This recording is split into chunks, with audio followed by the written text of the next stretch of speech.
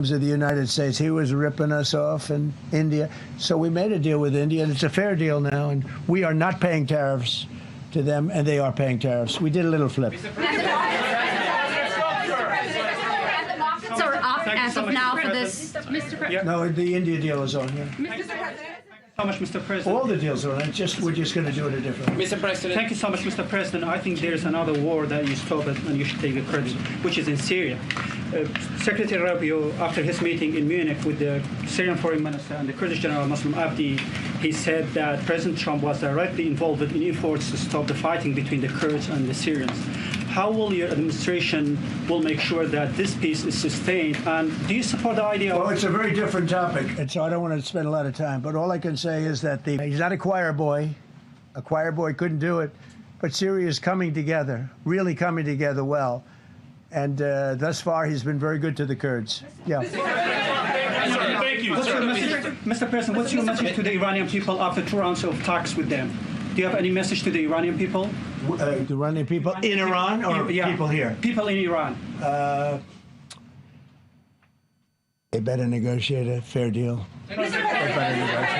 You know, the people of Iran are a lot different than the leaders of Iran.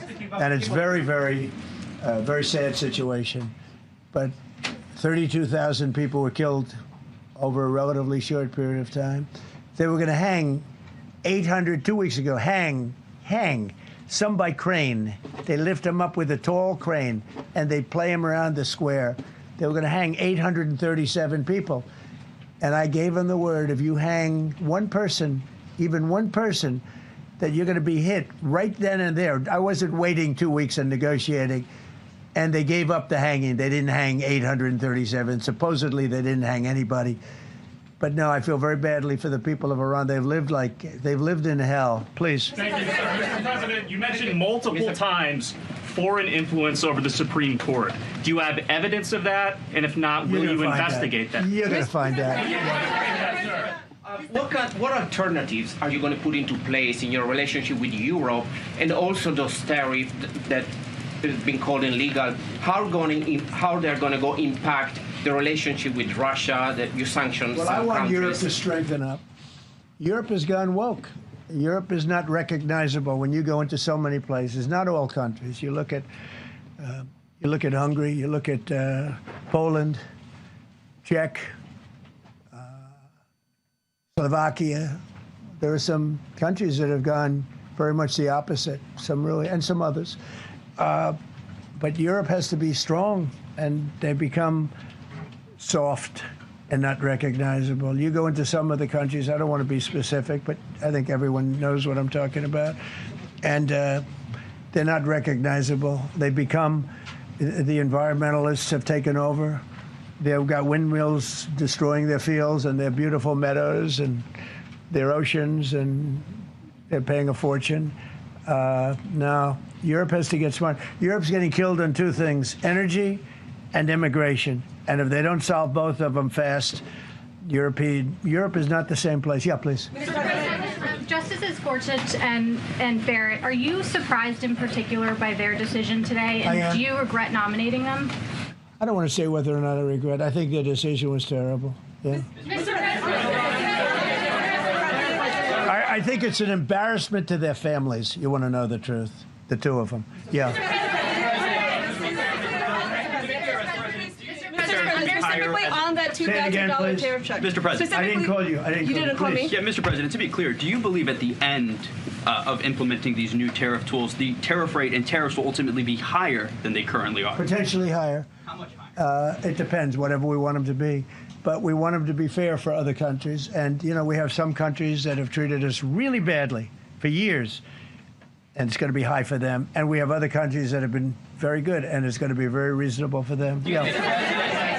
So specifically on the tariffs question, I mean, on the $2,000. I didn't call you. Mr. President, thank you, Mr. President. Do you have any plans to travel to India for the Quad Summit, and how do you think your relationship with India is right now? I think my relationship with India is fantastic. And we're doing trade with India. India pulled out of Russia. You know, India was getting its oil from Russia, right? And they pull way back at my request because we want to settle that horrible war where 25,000 people are dying every month. And my relationship with Prime Minister Modi is, I would say, great. I also stopped a war between India and Pakistan, as you know. There were 10 planes we shot down. That war was going, and probably going nuclear. And just yesterday, the Prime Minister of Pakistan said President Trump saved 35 million lives by getting them to stop. And I did it largely with tariffs. I said, look, you're going to fight, that's fine, but you're not going to do business with the United States, and you're going to pay a 200% tariff, each country. And they called up and they said, we have made peace. Okay? I just want to thank you all. Look, great certainty has been brought back to the economy of the United States, and actually the economy of the world, because we generate so much in the world. We're the biggest in the world, and we're now the strongest by far. We were a country that was dead 1.5 years ago. Now we have the hottest country in the world. We're going to keep it that way. Thank you very much, everybody. Thank you. Thank you very much. Thank you, Mr. President.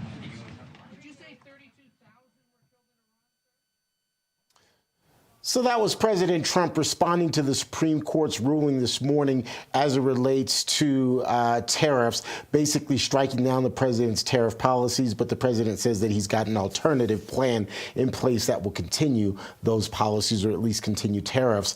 Treasury Secretary Scott Bessent, in the meantime, speaking before the Dallas Economic Club. Let's listen into him, as tariffs will likely also be a big part of what he has to say. Decades ago, and he has made clear that we cannot compromise on economic sovereignty, accept structural vulnerabilities, or allow strategic industries to erode as a result of outdated or misguided assumption. At President Trump's direction, our administration has therefore made economic security the centerpiece of our economic policy. Today, I will share our strategy for putting America first by reprioritizing economic security, which rests on 3 pillars. First, industrial and technological dominance. Second, investment in America. Third, preparedness. From the earliest days of the Republic, our founding fathers understood that independence required economic security. The ability to produce essential goods, sustain public credit, and foster domestic industry was seen as the foundation of sovereignty by Alexander Hamilton, and it still is. After the World Wars, the United States made deliberate concessions in trade and industrial policy to help allies rebuild and defend against the threat of communist expansion. Those decisions contributed to decades of global stability and growth, but with a trade-off. As markets became freer, they did not become fairer. With the China shock of the 21st century, strategic industries were hollowed out, supply chains consolidated overseas, and we became wholly dependent on single foreign suppliers within certain sectors. In just over a decade, between 1999 and 2011, the United States lost nearly 6 million manufacturing jobs. That led to not only employment loss and wage depression, but also to diminished productive capacity and, importantly, resilience. A nation that cannot produce the critical goods and resources to sustain itself is exposed and vulnerable to coercion. The COVID-19 pandemic fully exposed these vulnerabilities on the world stage for our own people, our adversaries, to witness. This administration is encouraging American companies to reduce single points of failure by diversifying their production and, importantly, bringing critical outputs back to the United States. Our policies have compelled firms to reassess their sourcing strategies and pour trillions in new investment back into American manufacturing and strategic sectors. Historic trade agreements have begun resetting the global trade paradigm. And over time, diversified supply chains also reduce inflationary volatility by lowering the risk of sudden disruption. 1 year into the president's second term, we are already seeing and will continue to see results. Industrial might and technological dominance are mutually dependent and reinforcing, which is why the U.S. must maintain its technological edge. The global economy is undergoing a period of rapid transformation with breakthrough advances in AI, quantum computing, and advanced manufacturing. The countries that adopt and deploy these technologies most effectively will shape the next era of growth, and the world is counting on America to lead, as we always have. For 250 years, American innovation has been our decisive advantage.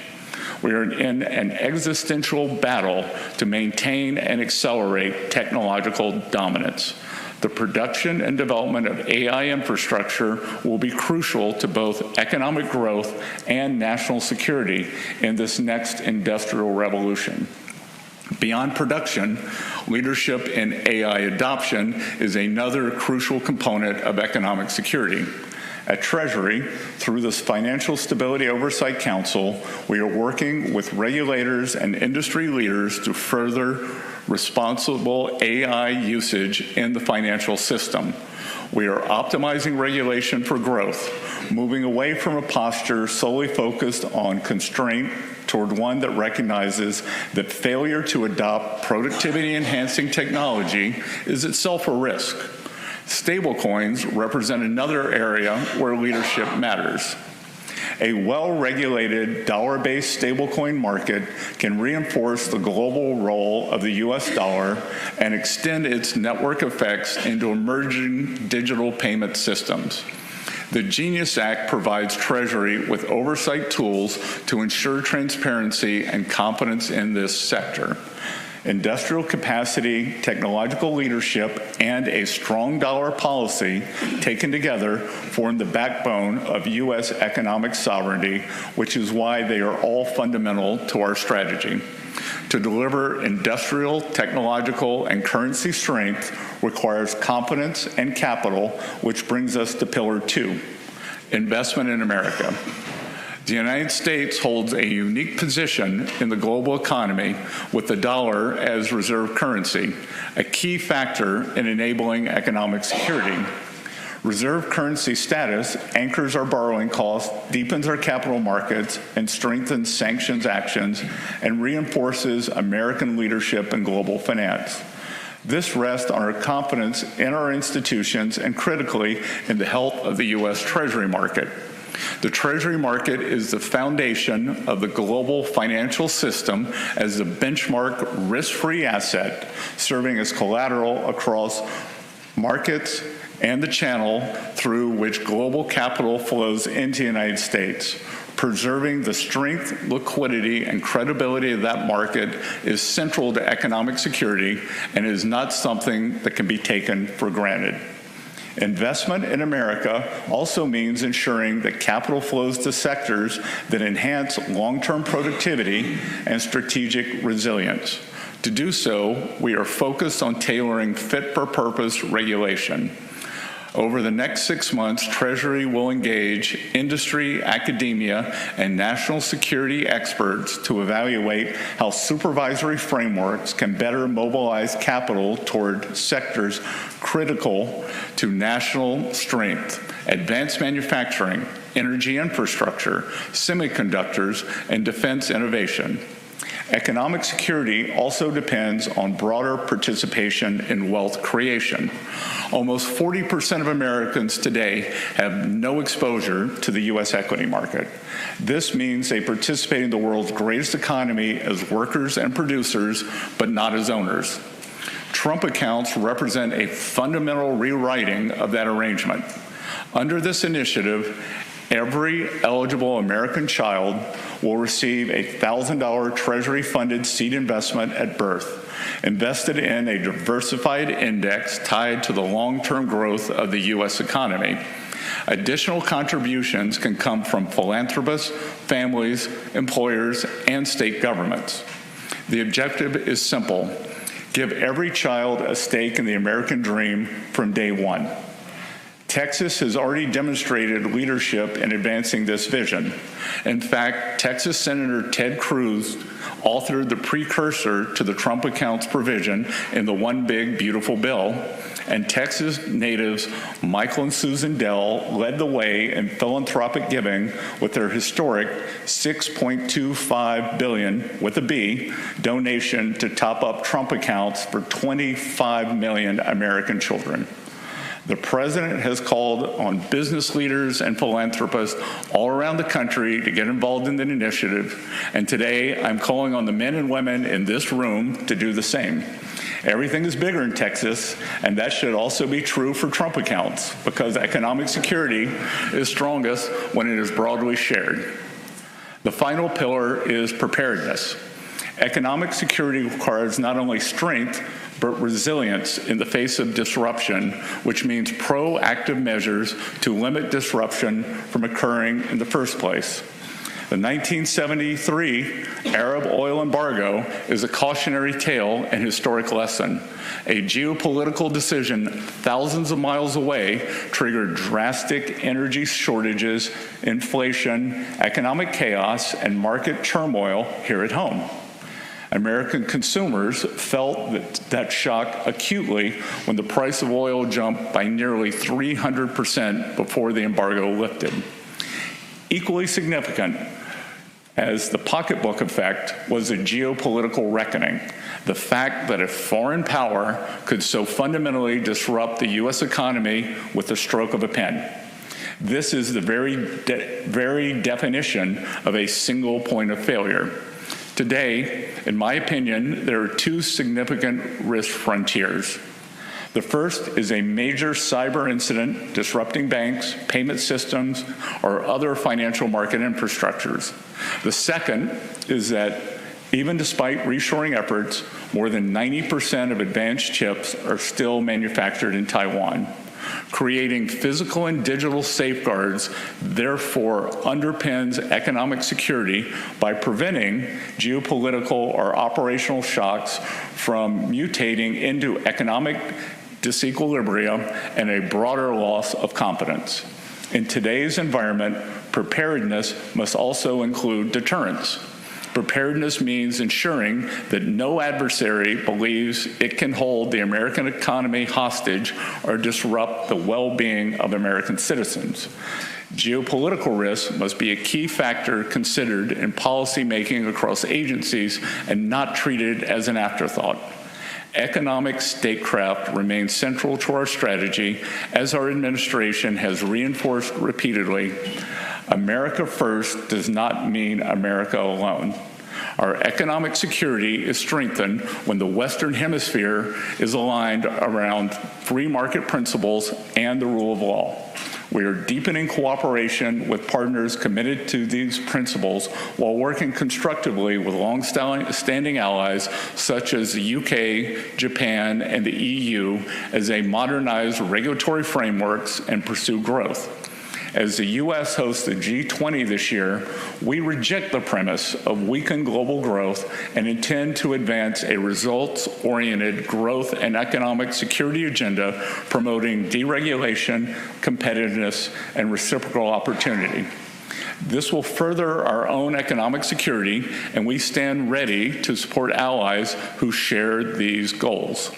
On the eve of our great nation's 250th anniversary, we recognize that economic security is foundational to our ability to thrive for the next 250 years. Under President Trump's leadership, we are restoring industrial capacity, reinforcing technological leadership, expanding economic opportunity, and strengthening resilience. We are fundamentally resetting the framework in which the United States participates in the global economy, recognizing that economic security, above all else, is the foundation of sovereignty and thus the grantor of prosperity. Treasury's mission is clear: to act swiftly and decisively to put America and America's security first. I would also like to take a moment to address today's Supreme Court ruling, and I would note that I did not change a single word in my speech post the ruling. President Trump will always put our national security and Americans first. And as I have said before, the president has multiple tools in his toolbox. Let's be clear about what today's ruling was and what it wasn't. Despite the misplaced gloating from Democrats, ill-informed media outlets, and the very people who gutted our industrial base, the court did not rule against President Trump's tariffs. 6 justices simply ruled that IEEPA authorities cannot be used to raise even $1 of revenue. This administration will invoke alternative legal authorities to replace the IEEPA tariffs. We will be leveraging Section 232 and Section 301 tariff authorities that have been validated through thousands of legal challenges. Treasury's estimates show that the use of Section 122 authority, combined with potentially enhanced Section 232 and Section 301 tariffs, will result in virtually unchanged tariff revenue in 2026. And with that, I look forward to chatting with Ray Washburn and taking your questions. Thank you.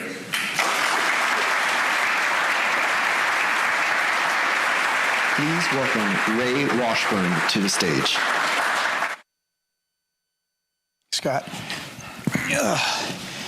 Well, Scott, first of all, thank you for coming. I want to thank Harlan Crow and Michael Levy for hosting us here today, because you're always so generous in hosting here today. And so what a beautiful room. You know, I feel like this is the warm-up for the State of the Union. Yeah. Well, you come walking through these doors. Kind of before we get started, let's talk about Y'all Street real quick with Dallas. JP Morgan's huge operation here, Goldman Sachs, Morgan Stanley. We have now the Texas Stock Exchange, New York Stock Exchange, NASDAQ. What's the chance we can get Treasury to move here? Well, I wouldn't mind coming for the next 18 months, because they're building the ballroom next to my office. Okay, yeah, a lot of construction. And one thing I can guarantee you is it's going to come in on time, it's going to come in under budget, but that means starting at 6 a.m. and going to midnight.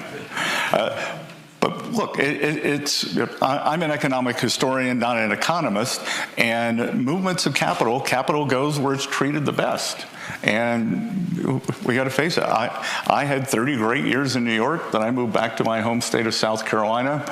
You could see Texas has the most, by numbers, new residents coming. South Carolina has the highest as a percent of the population, just because low cost of living, the low taxation, pro-business environment, and as an economic historian, many of you would remember the first Bank of the United States was in Philadelphia. Philadelphia was the economic capital of America, and it moved to New York. So things can change. Florida, I think 2009, 2012, I moved to Miami.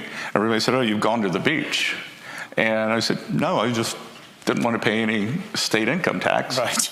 And now everyone's in Florida now. Florida now has more assets under management than Connecticut.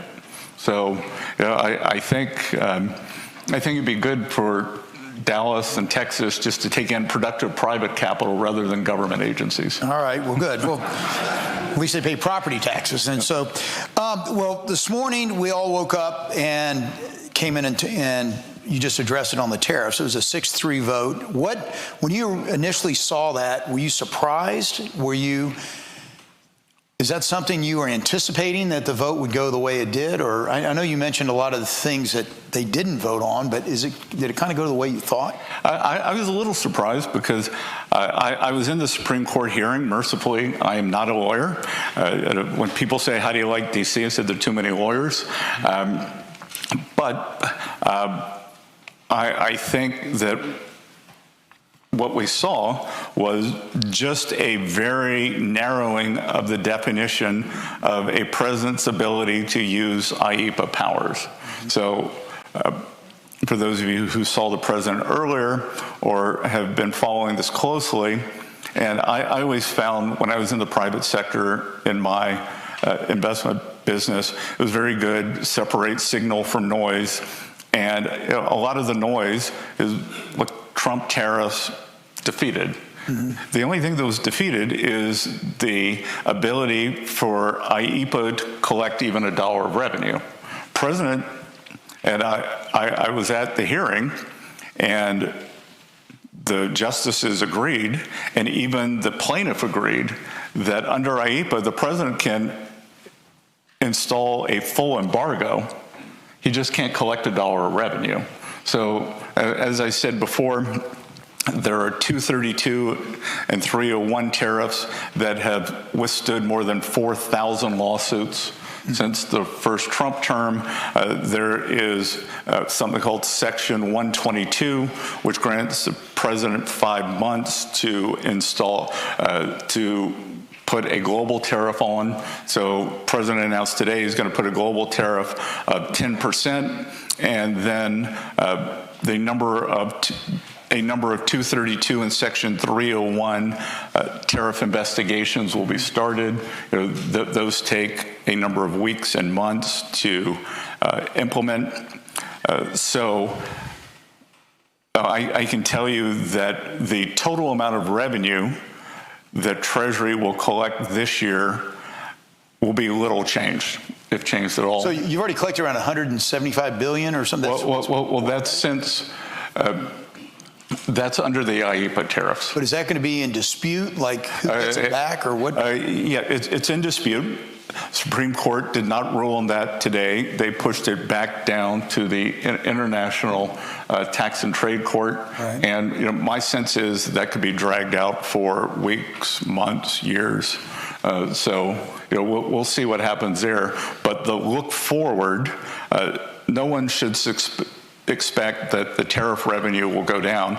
And roughly last year, the existing revenues, under the 232s, under the 301s, and some other collection mechanisms were roughly equal to the IEPA tariffs. Well, that's going to be a food fight going after $175 billion, isn't it? So I got a feeling the American people won't see it. Yeah. Okay. Well, let's shift real quick and talk about kind of the shadow banking economy that's happened, because in the country right now, Blue Owl, people like that have come along, that there are a lot of commercial bankers in here that are now having to compete with unregulated capital out there. What's kind of your view on how that's grown so much in really the last five years or so, and that's unregulated outside of your peruse? So yeah, so it's really been about 10 years, yeah. And I think a lot of it. And again, I was also a financial institutions analyst in the early part of my career, so I followed the regulated banking system, the insurance companies, S&Ls when there were S&Ls. And I think private credit developed as a regulatory arbitrage because post-Dodd-Frank, the regulatory straitjacket around our regulated institutions was so tight, making loans became very difficult. The big got bigger. We lost more than 50%, 50, of our small and community banks because it went from too big to fail to too small to succeed. Mm-hmm. And I think like this growth outside the system.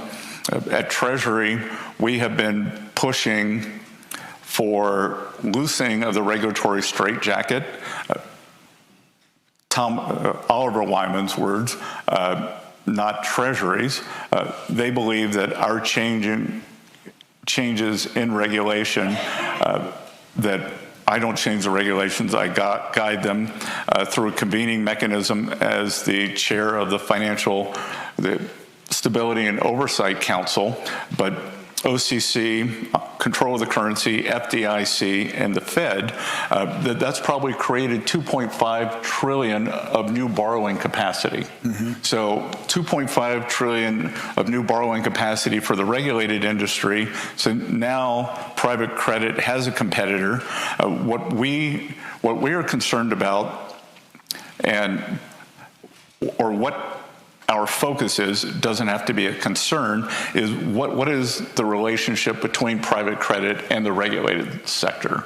So our private credit funds borrowing from the regulated sector. You saw there was a transaction yesterday where Blue Owl sold a tranche of their loan portfolio to 3 pension funds and a captive insurance company.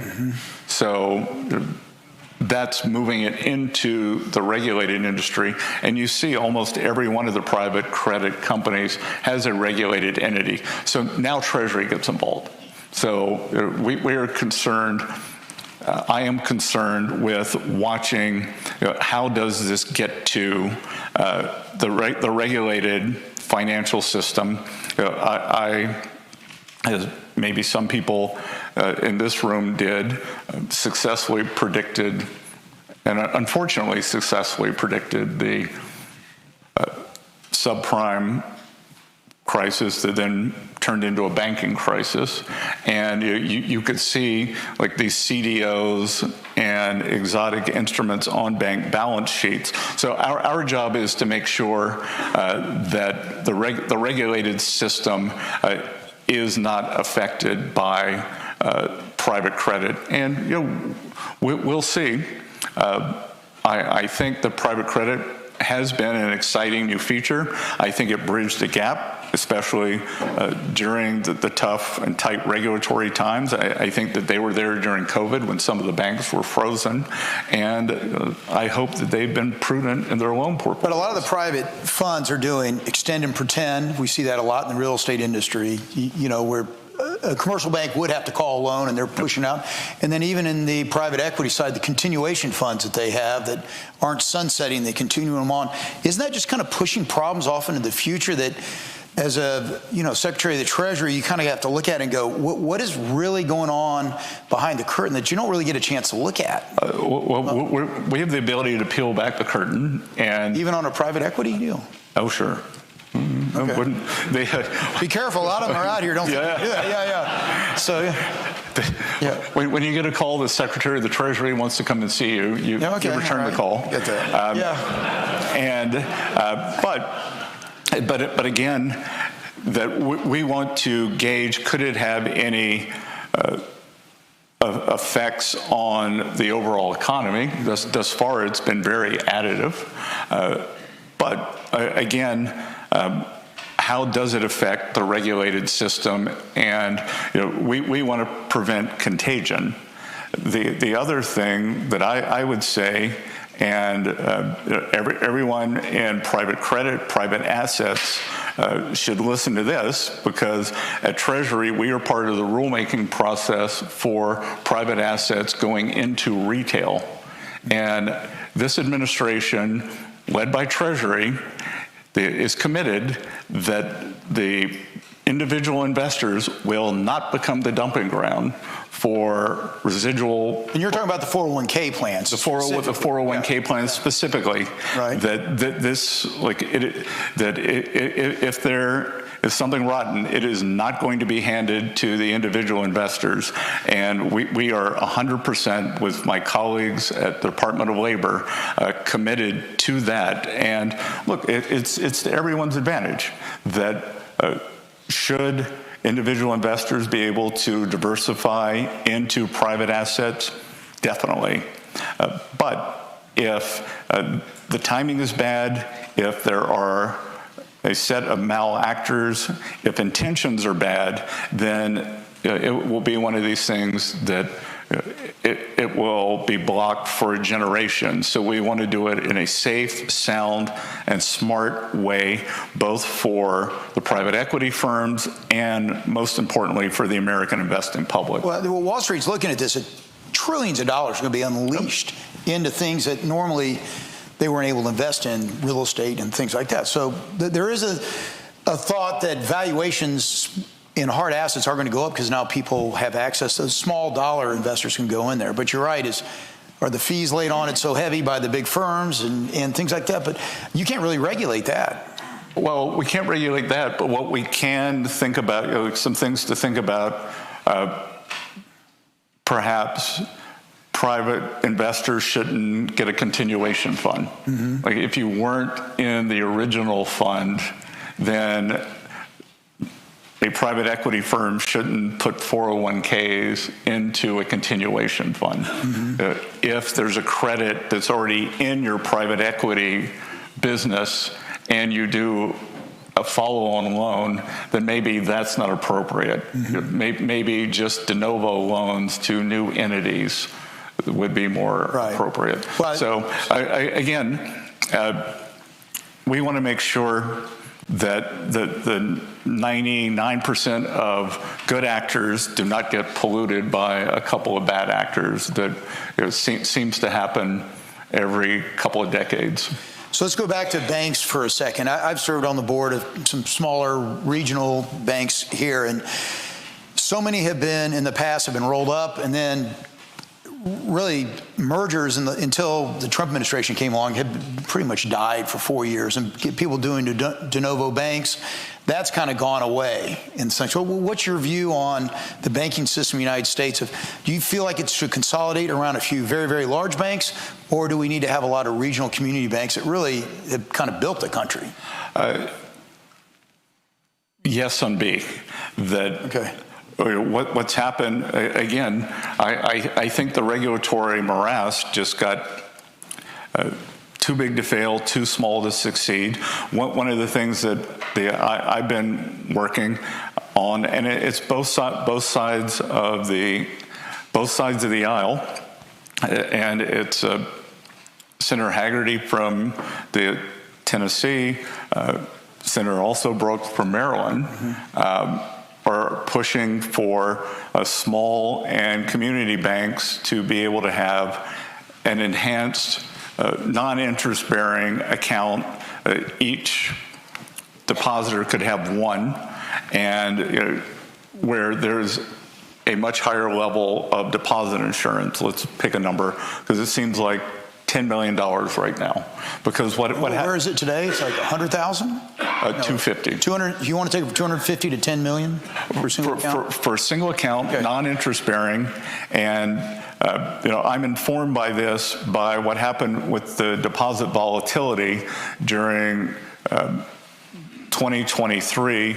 When we had the second, third, and fourth largest bank failures, despite Senator Warren's regulatory morass. I always say she's a financial agoraphobic. Right? Like, how do you not get hit by a car and never come out of your house? But this high level of regulation, don't make any loans, you'll never lose money. But somehow, with all these regulations, all this. The overbearing supervision, we had these bank failures, but what happened during those bank failures was the money ran to the very largest banks. And I'm saying that, like, even U.S. Bancorp, which I think is the fifth largest bank, lost deposits to J.P. Morgan. So like this moral hazard of the biggest banks, or the public believing that the biggest banks have unlimited insurance in a crisis, and then the money leaves the smallest banks, and the money that leaves the smallest banks, for any of you who have small businesses, for any of you who are on the boards or own smaller community banks, it's usually a payroll account. And it could be a lawn service company, it could be a restaurant, but payroll account can be several $1 million. And that moves to, it moves to Wells Fargo, because they believe that government would not let anything happen to Wells Fargo. And payroll account then ends up there, and Wells Fargo are smart bankers. So they've said, well, why don't you, we don't like just having the payroll account, bring your other accounts over, and then all of a sudden a community bank that's had the same client for 100 years, it's gone. Mm-hmm. So we think that this is a very smart and effective way to allow the small banks to retain business borrowers or high net worth individual or depositors over a long period of time. And these small banks are important. That up until December 12th, I was a farmer. I was involved in the agricultural business, mm-hmm. and I had to divest my holdings. And that sometimes on Saturday morning I turned on farm radio, and you listen to farm radio. And I remember listening after all the bank, the bank failures in 2023, and it's exactly as you would expect. These farmers are saying, look, these out-of-state bankers, they don't go to your church. They don't play Little League baseball with your son. They don't play softball with your daughter. You didn't go to high school with them. They're not in the local community. And I think there's nothing like these local community banks. They drive I think it's 70% of real estate lending. They drive ag lending. They drive small business lending. And when you think Wall Street versus Main Street, it's really time for Main Street to do better. And I think Main Street can only do better when the small banks do better. Well, we're fortunate. You're probably the first Treasury Secretary we've ever had that listens to farm radio. So very much appreciate you understanding what's going on in the rest of the country. Now, real quick, this is a subject we could have had the entire hour to talk about, but I'm going to break it into two parts, and that's AI. One is the investment in AI, and the other is the effect of AI. And so I'm going to start first with the effect of AI and the kind of slow fire, slow hire we're going through in this country right now. Because if you're graduating from college, the biggest unemployment bubble right now is kind of 19 to 28-year-olds really not being able to find a job. And then people are holding on to people longer, wondering what the effect of AI. So that's kind of, I think, what a lot of people in this room, our businesses are like, what is this AI really going to do? And then secondly, maybe we can talk about this huge investment that's going into AI by Oracle and these companies that different than the internet time when money went into stuff like pets.com that really didn't have a market. I mean, these are real companies putting the money up. So you can take either one of those you want. Yeah, so I'll take both of them. One, I think it's very hard to disaggregate what's the effect of AI and what's the effect of the COVID employment trends holdover. Okay. Because I'm sure anyone in this room, employee retention during COVID was dire. I mean, my firm, we started paying quarterly or mid-year bonuses for the first time ever for employee retention. When I left just over a year ago, we'd stopped that. But I think as you said, slow to fire, slow to hire. I am very optimistic about the overall labor market right now. I'm very optimistic about the economy. That historically, when I used to have to analyze economic data to make market bets, I always found that you were going to see an acceleration in the employment market when the temporary staffing companies did well. And temporary staffing companies are now reporting very good earnings, very good demand, and historically that morphs into long-term demand. We've also seen about a 12 or 14% CapEx boom in 2025. Traditionally, CapEx booms are followed by labor booms.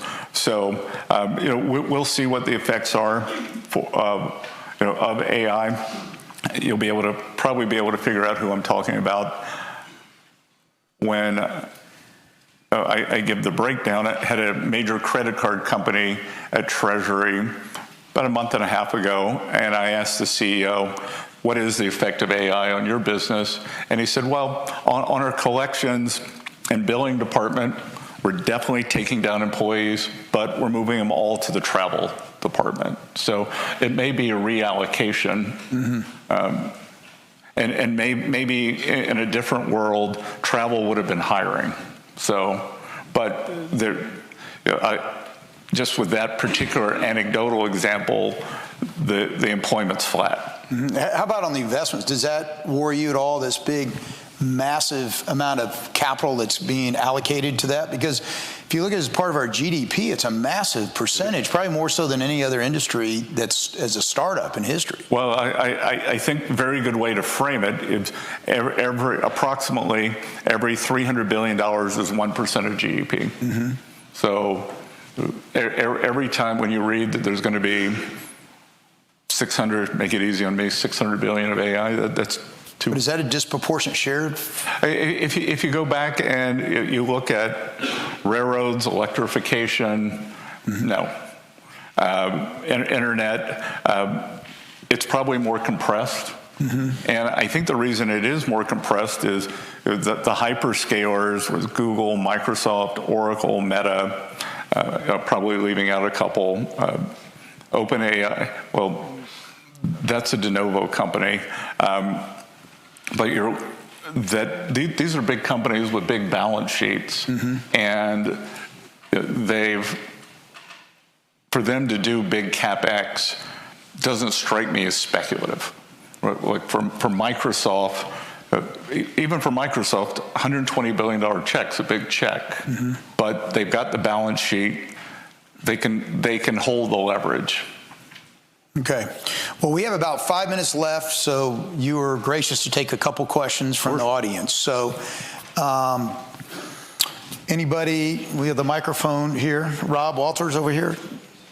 I can just here. I want to ask you about our national debt. Move.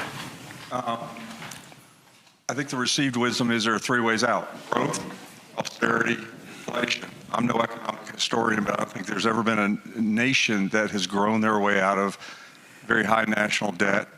Austerity, best I can tell, elected officials are not too enamored of austerity as a way out. Is inflation the only way out? And my question is, where does that fit within our hierarchy of priorities? And is inflation the only way out? Sure. So I do think there is the ability to grow our way out, but I think it has to be a combination of A and B. And I would add there is a D, repudiation, but that's not on the table.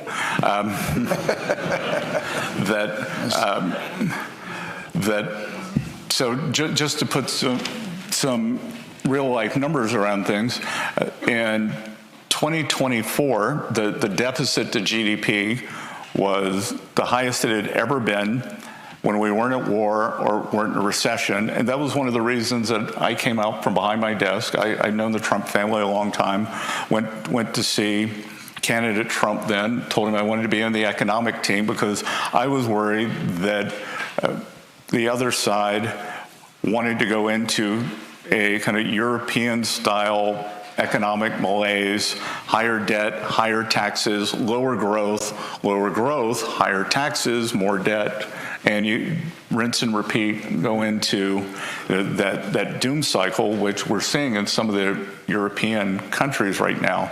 So 2024, 6.97% deficit to GDP. 2025, by restraining spending and growing the economy, 5.4% deficit to GDP.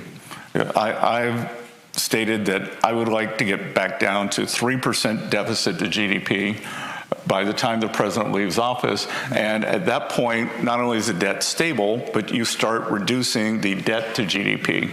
So it is possible that if you restrain spending and grow the denominator, then you do de-lever. And I think we've seen that for the American people, inflation's not an option.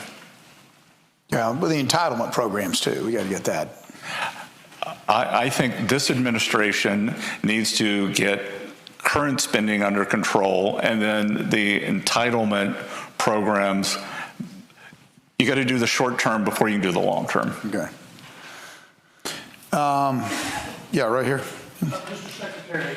Hang on just a sec, because they're recording this, if you can get. Sorry. Mr. Secretary, the AI has been the topic of this conversation and most conversations about the future. You talked about the sectoral effects of AI, but give us your view of the macro impact on our economy. I think we don't know yet. I think that I think you got to have an open mind. That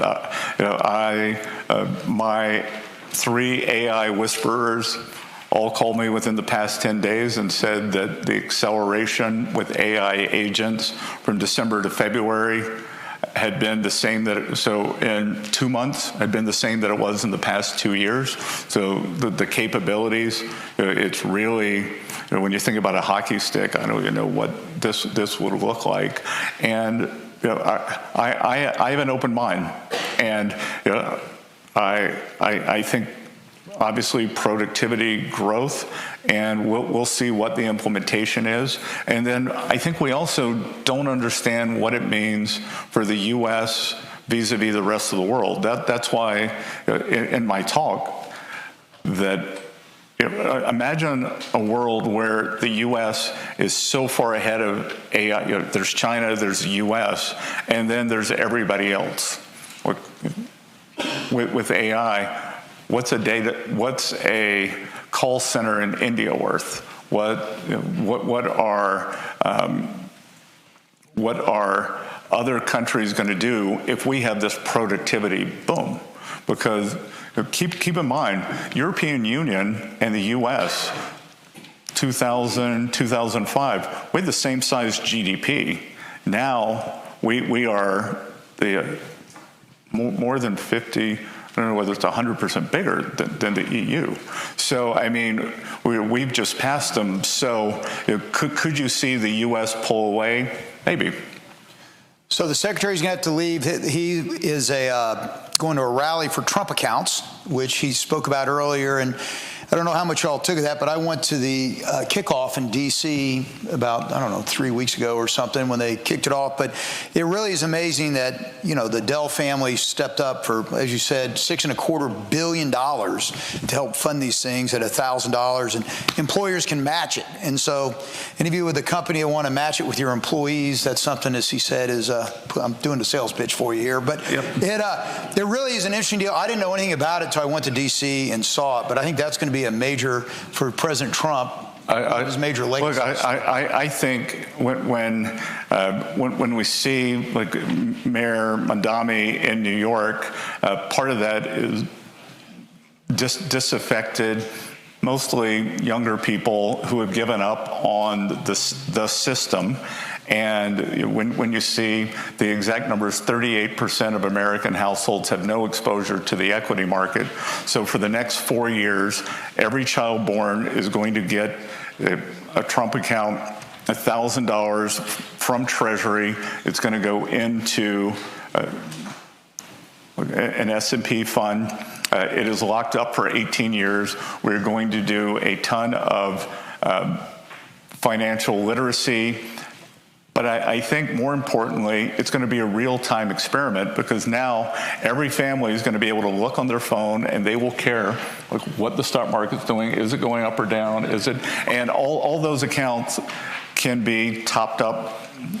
Any child under age 18, family can open one. They won't get the $1,000, but Susan and Michael Dell are actually giving the money to the bottom 80% of income zip codes, and it's for the kids who aren't getting the $1,000. So I think it's going to, it's an amazing amount. When the president announced it, he looked at Michael and said, Michael, $250 million is a lot, but you did $6.25 billion. Yeah. And so it's about $250 for every child in America who is not in the top 20% zip code. So you can adopt a school district, you can adopt a zip code. There are lots of ways to do it. They're going to launch. But the thing's for a company, if the government's giving you $1,000, a company can match it. Put $1,000 in the compounding. Is that right? The company can put up to $5,000. Okay. Well, the compounding effect over that period of time for a company, if they just put $1,000 on top of the $2,000, it ends up being worth hundreds of thousands of dollars at that point. So it's available to the children when they turn 18, or you can roll it into a retirement account and then let it roll to 60 or 65. And then studies have shown that when we hear a lot about food deserts of families not being able to have access to good nutrition, there's also a financial services desert. And if you think about 25 or 30 million of these accounts being open, then all of a sudden Christmas, birthdays, relatives can just drop in $20 each month. And I just think this is a game changer. I think it is going to get everyone interested in the markets. And my experience studying financial history is people who own part of the system don't want to bring down the system. And I think it just does create this new enthusiasm. I think this is going to be the most important program since Social Security in terms of financial security, because for working Americans, Social Security is the bedrock of their retirement. It's the defined benefit plan, guaranteed monthly payments, but then on the other side, you will be getting this lump sum, and at age 60, or if you want to take it out, whether it's $5,000, $10,000 from just the original $1,000 and compounding, you use it to start a business, to purchase a car, part of a home down payment, because I had the Mortgage Bankers Association in the other day, and they said that they have a 70% fall-off rate from people who start a mortgage application and don't finish it. One of the biggest impediments is $2,000. Wow. That families can't do the $2,000, whether it's for title insurance or some other payment. So I think that these things can be leveraged. Look forward to working with you all. And again, financial literacy has been one of our family's charitable endeavors over the past 10 years. So this is kind of a dream for me. Well, thank you for coming. You're doing a great job, and appreciate you coming back. Thank you.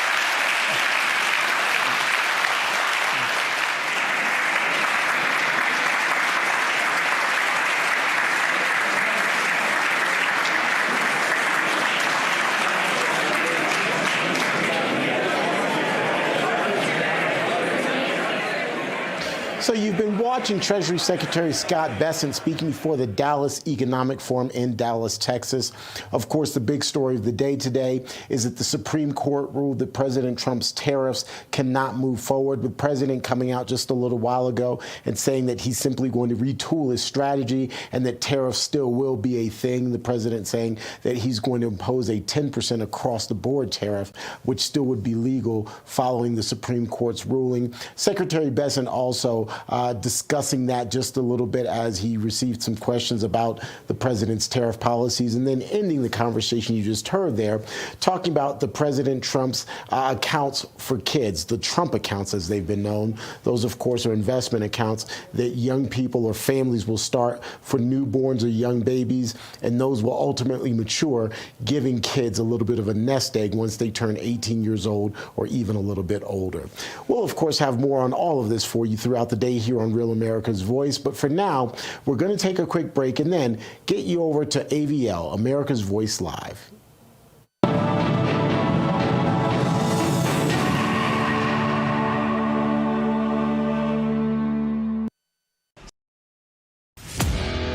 At Real America's Voice, we know that you want to be a part of something bigger.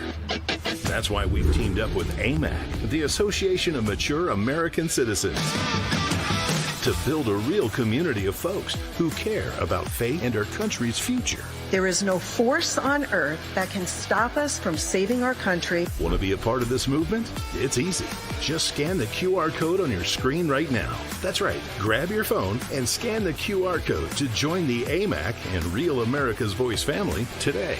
By scanning the QR code, you'll unlock exclusive content, connect with like-minded Americans, and be first in line for events that celebrate our shared values. So don't wait. Scan the QR code. Join us today and become part of a community that stands for faith, family, and freedom. Real rights, they come from God. With AMAC and Real America's Voice. Go ahead, scan the QR code now. Welcome to Real America's Voice, Real Minute. Your quick look at the powerful stories of faith and freedom, inspiring audiences across the nation. Angel Studios presents. I'm Bo Davidson with your Real America's Voice, Real Minute. Did you ever wonder what truly happened in the COVID-19 pandemic and whether Anthony Fauci would ever be held accountable? I think we all have. Filmmaker Jenner First has an upcoming documentary that searches for truth, transparency, and accountability called Thank You, Dr. Fauci. Governments lie. Anthony Fauci put everyone on the planet at risk without their consent. It's beyond suspicious. Research caused a pandemic, killed 20 million, and cost $25 trillion.